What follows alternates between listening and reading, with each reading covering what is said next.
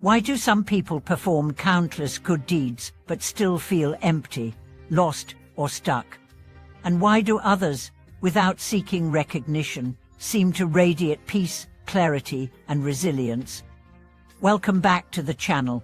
In this video, we are diving deep into a subject that lies at the very heart of Buddhist practice, the difference between merit and virtue.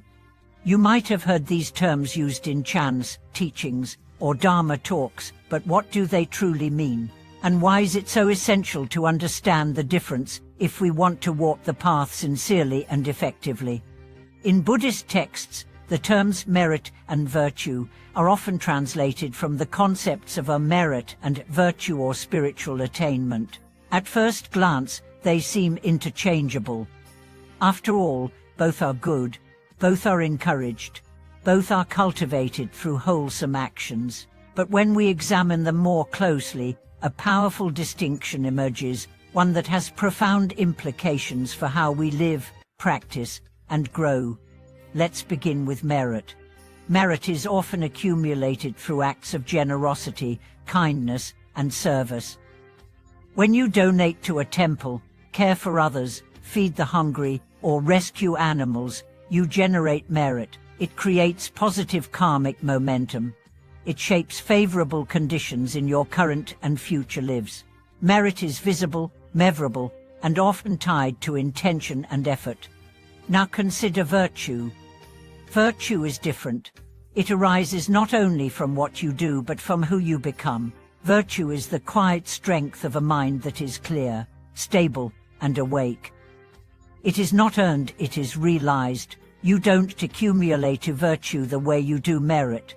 You uncover it, like a jewel hidden beneath the dust of delusion. Merit can open doors, but virtue walks through them. Merit brings blessings, but virtue transforms them into insight. Merit may help you be reborn in a heavenly realm, but only virtue leads to liberation. This is why the Buddha often emphasized both outer and inner practice. Without merit, we lack the conditions to practice. Without virtue, we lack the capacity to awaken. Let's explore how this difference plays out in real life. Imagine two people who both give generously. One gives with pride, seeking recognition, praise, or karmic reward. The other gives silently, joyfully, simply because they see the suffering of others and cannot turn away. Both create merit, but only one deepens virtue. Or think of someone who recites sutras daily. One chants mechanically, thinking of material gain or spiritual status. Another chants with deep reverence, with a mind focused on the meaning, with a heart attuned to compassion. Again, both create merit, but only one cultivates inner transformation. Merit is transcational. Virtue is transcendent. This insight helps explain why some people seem to do everything right and still feel spiritually dry. They follow the rules, attend ceremonies, give offerings, but if the mind is still trapped in self-centered motives, the result is surface-level merit, not depth of virtue. On the other hand, someone who simply listens with full presence, who forgives sincerely, who bows with genuine humility, may be cultivating profound virtue, even if their external actions are small. This is not to diminish merit. Merit is important. It's the soil in which practice grows, but it's not the fruit. Virtue is the fruit. And in this understanding lies the key to truly walking the middle path. Let's take a deeper look at how these two qualities interact with the core elements of the Eightfold Path. Right view: when merit dominates, you may focus on religious rituals as ends in themselves. When virtue matures, you see them as tools for awakening. You discern emptiness, interdependence, and the nature of mind. Right intention: merit may arise from the intention to avoid suffering or gain rewards. Virtue arises from the aspiration to benefit all beings and transcend illusion. Right speech: action, lively. Merit leads to moral behavior. Virtue leads to wise behavior, rooted in compassion and awareness. The outer form may be the same, but the inner quality changes everything. Right effort: mindfulness, concentrate, and these are the domains where merit becomes refined. You may start your meditation to gain merit, but as you continue, the practice reveals something deeper: silence, spaciousness, and clarity that dissolves the ego agenda. At this point, your merit gives way to virtue. And finally, right wisdom. This is where the distinction becomes most profound. Wisdom is not the result of merit. It is the blossoming of virtue. It arises not from doing, but from seeing. It cannot be bought. It cannot be forced. It arises when the mind becomes still enough, empty enough, open enough to receive the truth directly. This distinction also explains the paradox of spiritual arrogance. How is it that someone who has done so much good can still be unkind, judgmental, or self-righteous? Because merit without humility breeds pride, but virtue always brings gentleness. It makes you quieter, more receptive, more humble. It dissolves the boundaries between self and other. So how do we shift from merit to virtue? The answer lies in intention, awareness, and surrender. When you give, ask yourself not, "What will I get from this?" but "How can this relieve suffering?" When you meditate, ask not, "Am I doing it right?" but "Am I being honest with myself?" When you help others, let go of being seen. Let go of being thanked. Let your actions arise from love, what lack. The moment your heart turns from self to service, from gain to giving, from control to connection, that's the moment virtue is born. And here's the paradox: the more you let go of seeking virtue, the more it arises naturally. Virtue is not a goal, it is the fragrance of sincerity. It is the echo of truth.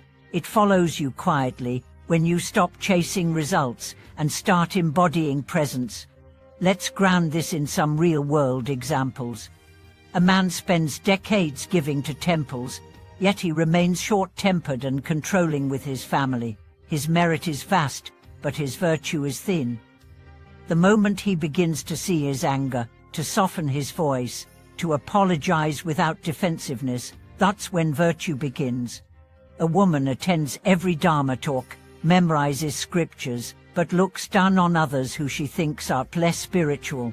Her knowledge creates merit, but when she starts listening with humility, when she allows the teachings to break her open, that's when virtue begins. A child gives his lunch to a stray dog without thinking. He has no idea of karma or merit.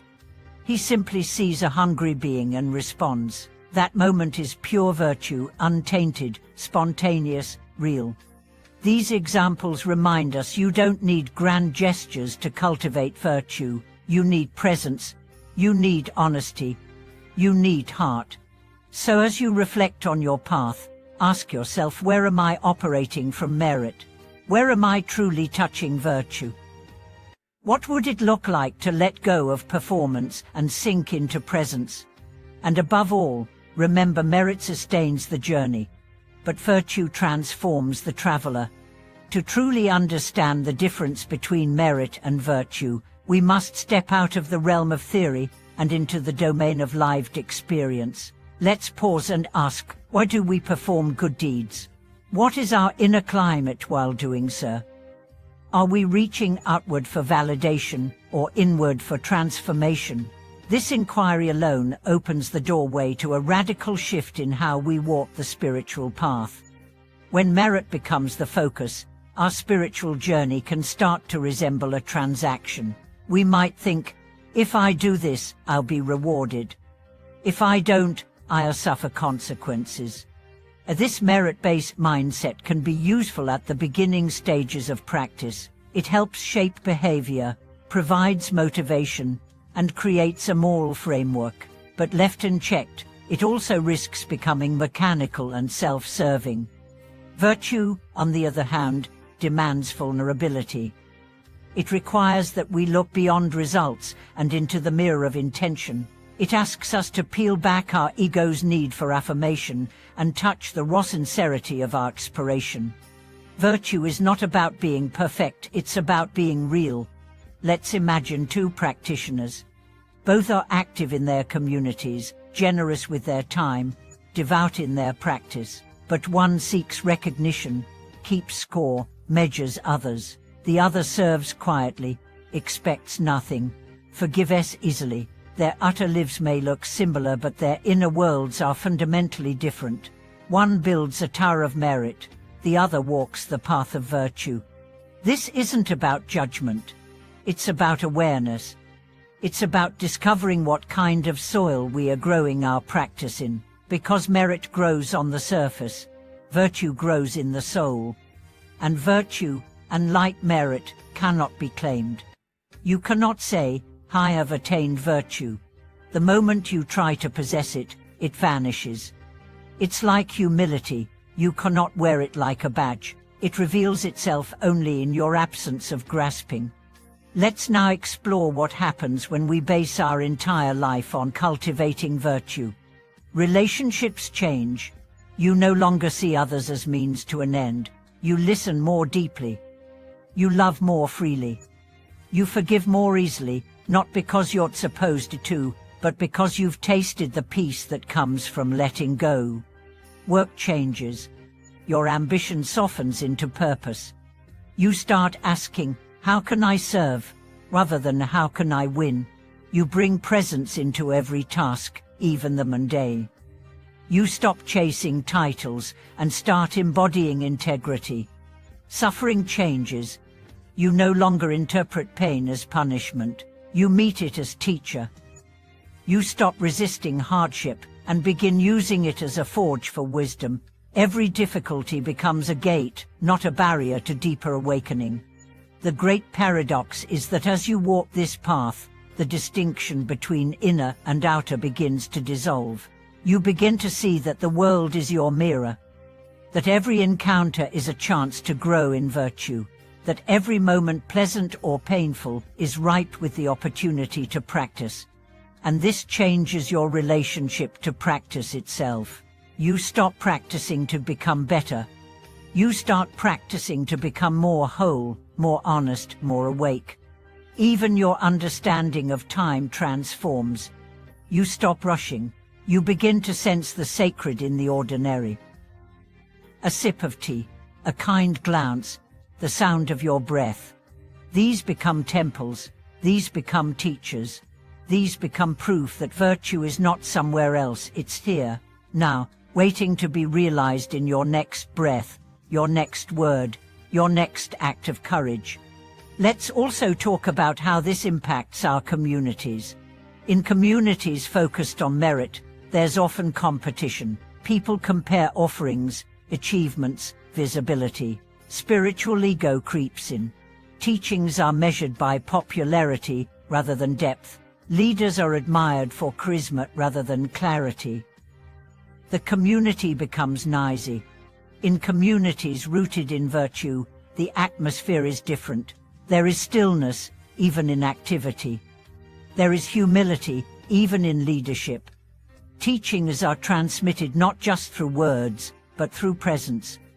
People speak less and listen more. The Dharma is not just taught, it's embodied.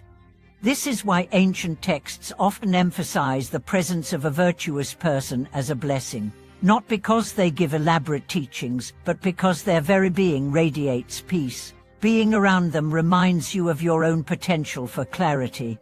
So if you want to bring more virtue into your life, begin by simplifying. Speak only what is necessary and kind. Act only when you've examined your motives. Give not because you should, but because your heart overflows. Sit not to gain, but to remember who you are when all seeking ceases.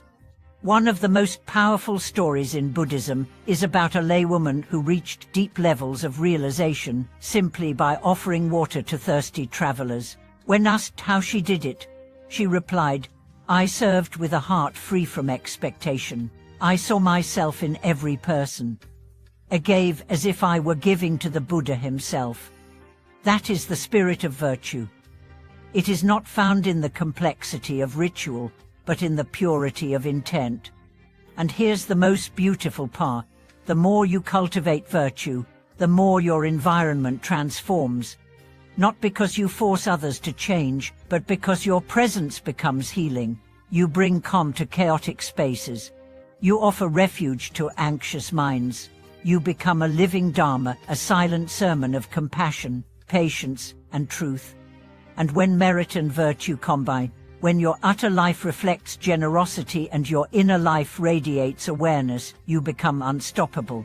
Not in the worldly sense, but in the spiritual one. Obstacles dissolve, joy arises. Even in loss, you remain grounded. Even in success, you remain humble. You begin to live in such a way that others feel safe in your presence, not because you're perfect, but because you're real. So don't be discouraged if you've spent years accumulating merit. Let that be your foundation. But now go deeper. Ask yourself each day, not what good have I done, but how fully did I show up? Not how much did I give, but how open was my heart? Remember, merit adds to your path.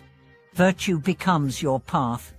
Thank you for staying with us on this continued journey of inner reflection. If this message sparked something within you, share your experience. Tell us how you felt the shift from outer action to inner authenticity. Like this video, subscribe to our channel, and invite others into this space of truth and transformation. Until next time, practice gently, love fully, and let your life become a living expression of silent virtue.